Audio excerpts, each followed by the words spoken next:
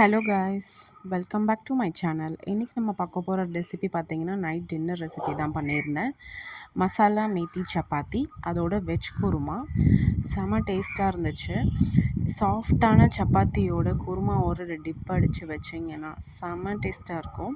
இந்த சப்பாத்தி நம்ம வெறுமனே கூட சாப்பிடலாம், ஏன்னா மசாலாஸ்லாம் அதில் இருக்கிறதால ரொம்ப டேஸ்ட்டாக இருக்கும். இந்த மேத்தி கீரை இதெல்லாம் போட்டதில் சூப்பர் டேஸ்ட்டாக இருந்துச்சு.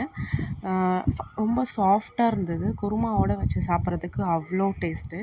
வாங்க இதை எப்படி செய்கிறதுன்னு பார்க்கலாம். நான் 1 கப்பு கோதுமை மாவு எடுத்திருக்கேன். அதோட உப்பு, கரம் மசாலா, மஞ்சத்தூள், அதுக்கப்புறம் மிளகாத்தூள், வெறும் மிளகாத்தூள் போட்டுக்கோங்க, கலர் அப்போ நல்லாயிருக்கும் பார்க்குறதுக்கு. அதுக்கப்புறம் கொஞ்சம் தண்ணி ஊற்றி, அதுக்கப்புறம் இந்த காஞ்ச வெந்தயக்கீரை இதையும் போட்டுட்டு தண்ணி கொஞ்சம் பொறுமையாக ஊற்றி எண்ணெய் கொஞ்சம் போட்டு நல்லா பிசைஞ்சிக்கோங்க.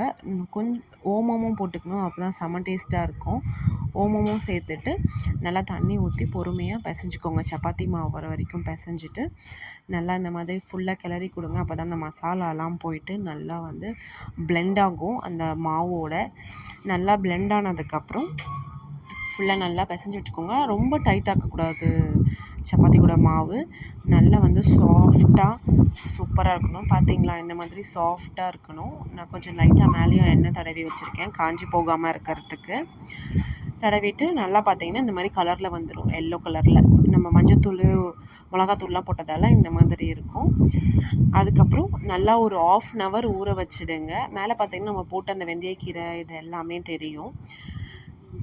1/2 hour ஊறினதுக்கப்புறம் நமக்கு எந்த சைஸில் உங்களுக்கு சப்பாத்தி தேவையோ அதுக்கேற்ற மாதிரி உருண்டை வந்து பிடிச்சி வச்சுக்கோங்க. வச்சுட்டு நல்லா திரட்டிட்டு அழகாக ரவுண்டு ஷேப்பில் வந்து உருட்டிட்டு தவாவில் போட்டு 2 பக்கமும் வறுத்து எடுத்துக்கோங்க. இதில் என்னென்னா டேஸ்ட்டு ரொம்ப கொடுக்குறது பார்த்திங்கன்னா எண்ணெய் கூட போட்டுக்கலாம், பட் நாங்கள் வந்து மேலே வந்து நெய் தடவணும். டேஸ்ட் இன்னும் சூப்பராக இருந்துச்சு. சப்பாத்திக்கு இன்னும் சாஃப்ட்னஸ் கொடுத்துச்சு. நல்லா ஒரு பக்கம் வந்ததுக்கப்புறம் திருப்பியும் போட்டு திருப்பியும் அந்த சைட்லேயும் வந்து நல்லா நெய் கொடுத்து நல்லா சப்பாத்தி வந்து சுட்டு எடுத்துக்கோங்க. சூப்பரான டேஸ்டியான மேத்தி மசாலா சப்பாத்தி ரெடி. நீங்களும் ட்ரை பண்ணி பாருங்கள், டேஸ்ட்டு செம்மையாக இருக்கும். Thanks for watching. Thank you.